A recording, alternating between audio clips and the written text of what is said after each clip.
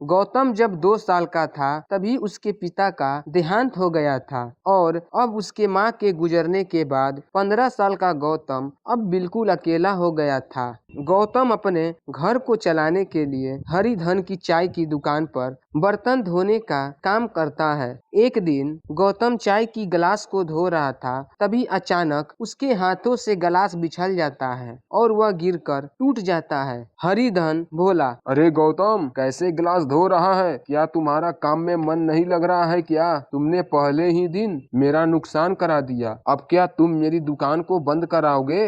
गौतम चाय वाले से बोला, नहीं सेठ जी, गिलास गलती से हाथों से छूट गया, लेकिन आप चिंता मत कीजिए, आप मेरी तनख्वाह से गिलास का पैसे काट लीजिएगा। नहीं नहीं नहीं, रहने दो। तुम जैसे को कौन रखेगा अपनी दुकाने पर? तुमने पहले ही दिन मेरा गिलास फोड़ दिया। ये लो तुम अपने आज के पैसे और कहीं और दुकानों पर काम देख लो। मुझे तुझे रखकर अपनी दुकान बंद नहीं करानी है। अरे सेठ जी, आप मुझे काम से मत हटाइए, मुझे पैसों की सख्त जरूरत है। अगर आप हमें काम से हटा दीजिएगा तो मैं कहाँ पर काम करने जाऊंगा। चल चल जाओ यहाँ से। गौतम हरिधन से पैसा को लेकर वह दुखी होकर वहां से चला जाता है। रास्ते में चलते चलते गौतम मन ही मन सोचने लगता है, काम कोई भी छोटा बड़ा नहीं होता है, हमें किसी भी काम को मेहनत और लगन से करना चाहिए, जिससे हमें एक ना एक दिन सफलता अवश्य मिलती है। हे भगवान, अब आप ही कोई रास्ता दिखाइए कि मैं क्या करूं, मुझे कुछ समझ में नहीं आ रहा है।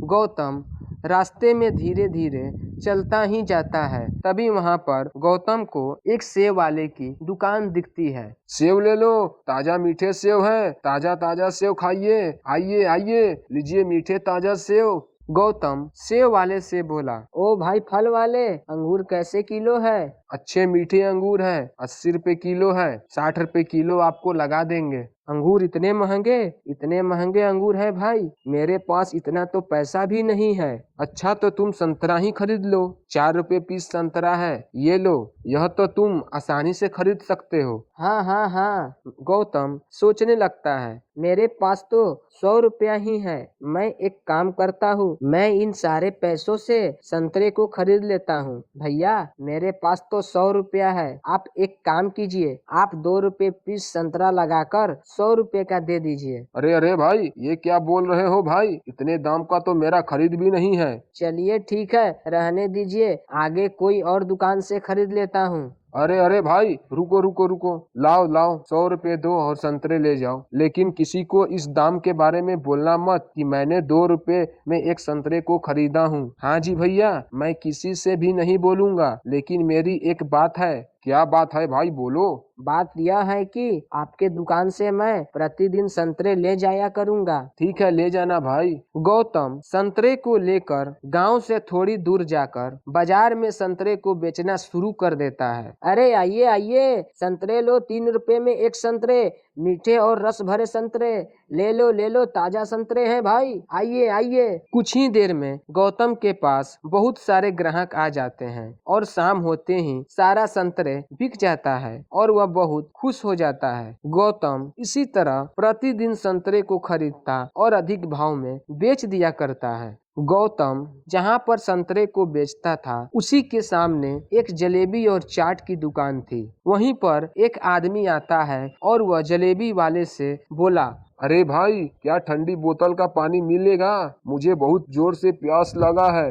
अरे भाई, ठंडी बोतल का पानी तो नहीं है, पर ड्राम में पानी है, वही को पी लीजिए। और हाँ, गर्मा गर्म जलेबी है, ये खाइए। अरे भाई, जलेबी खाने से प्यास थोड़ी ना बुझती है। आदमी सोचने लगता है, काश कहीं ठंडे पानी मिल जाता। इतना कहकर वह आगे चला जाता है। गौतम जलेबी वाले की दुकान पर बैठकर यह सब देख रहा था। फिर अगले ही दिन गौतम जलेबी वाले के बगल में एक ठेले पर ठंडे पानी और संतरे का जूस बेचना शुरू कर दिया। आइए आइए, ठंडे पानी पीजिए, संतरे का जूस पीजिए, मीठे जूस पीजिए। कुछ देर बाद गौतम के ठेले पर जूस और ठंडे पानी पीने के लिए ग्राहक आ जाते हैं और सारे पानी का बोतल और जूस बिक जाता है, जिससे गौतम की अच्छी खासी कमाई हो जाती है।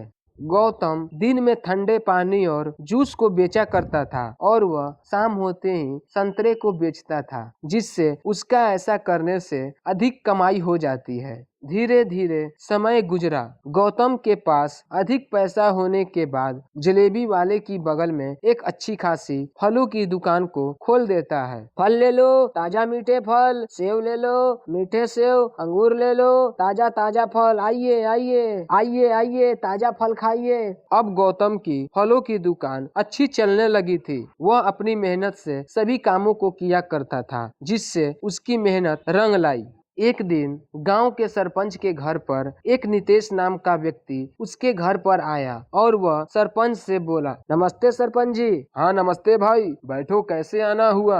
नितेश ने सरपंच जी से बोला, सरपंच जी कोई अच्छा सा लड़का देखकर शादी कर दीजिए अपने बिटिया का। बात तो आप ठीक बोल रहे हो नितेश, लेकिन शादी के लिए अच्छा लड़का मिलेगा कहाँ? मेरी लड़की के लिए। सरपंच जी, मेरे पास एक बहुत ही सुंदर और मेहनती लड़का है जिसका नाम गौतम है। उससे अच्छा लड़का आपको कहीं नहीं मिल सकता सरपंच जी। आप एक बार खुद चलकर लड़के को देख लीजिए, फिर जैसा आपको अच्छा लगेगा वही निर्णय लीजिएगा। अगर तुम कह रहे हो तो हम और तुम दोनों लोग साथ चलकर सुबह लड़के को देख आते हैं। अगली सुबह नितेश और सरपंच गौतम की फलों की दुकानें पर आते हैं। गौतम सरपंच जी से बोला, प्रणाम सरपंच जी, बोलिए कौन सी फल दे दूं आपको, बताइए। अरे गौतम, मुझे लेनी नहीं है, मुझे तो तुम्हें कुछ देनी है। सरपंच जी, मुझे कुछ समझ में नहीं आया, ये आप क्या बोल रहे हैं? हाँ गौतम, बात ऐसा है कि हम अपनी बेटी की हाथ तुम्हारे हाथ में देना चाहता हूँ। क्या तुम्हें मंजूर है गौतम? ये आप क्या कह रहे हैं? इतने बड़े गांव के सरपंच मेरे पास खुद चलकर मेरे पास आए हैं,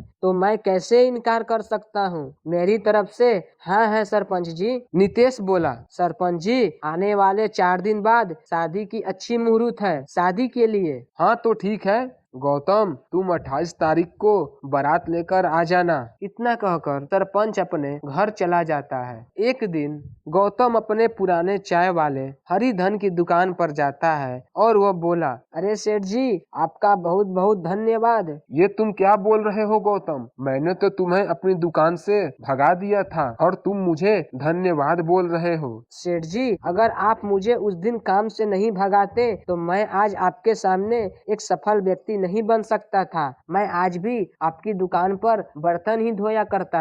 मुझे माफ कर दो गौतम, मैंने तुम्हारे साथ अच्छा व्यवहार नहीं किया था। अरे सेठ जी, कोई बात नहीं है। हाँ, एक और बात है, आप तैयारी करो मेरी बारात चलने की। 28 तारीख को मेरी शादी है, आप जरूर से जरूर आइएगा। हाँ हाँ गौतम, जरूर आऊंगा। इतना कहकर गौतम वहाँ से चला जाता है। अगले ही दिन गौतम का शादी का दिन आ जाता है और गौतम सरपंच की बेटी लक्ष्मी से शादी करके उसके साथ खुशहाल रहने लगता है।